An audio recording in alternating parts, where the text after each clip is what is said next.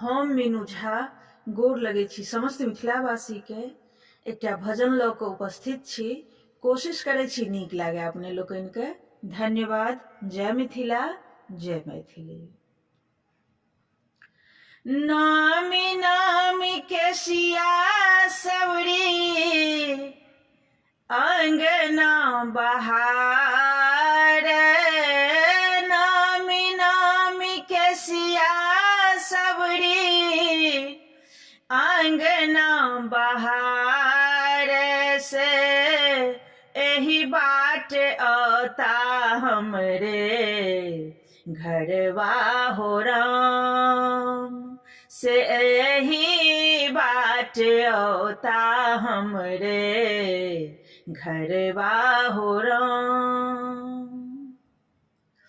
माटी के पात्र में निर्मल गंगा जल, माटी के पात्र में निर्मल गंगा जल से चरण पखारब सियावर राम, से चरण पखारब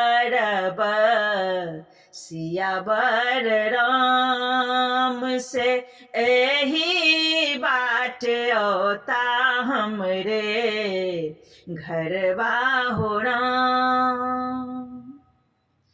कुशक आसन सबरी झाड़ी ओछाओल,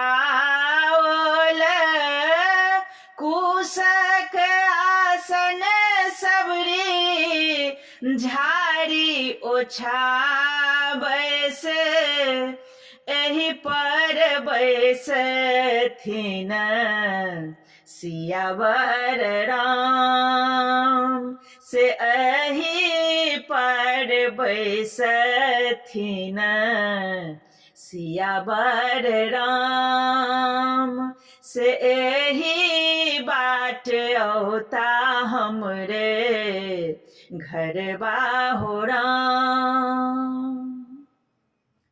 मीठे मीठे बर सबरी चखी चखी राख, मीठे मीठे बर सबरी चखी चखी राख, से भोग लगौथिन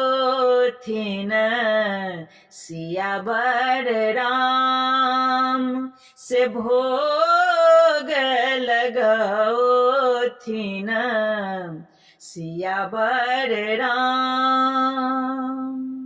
नामी नामी के सिया सबरी अंगना बहार से एही बाट औता हमरे घरवा हो राम, से एही बाट औता हमरे घर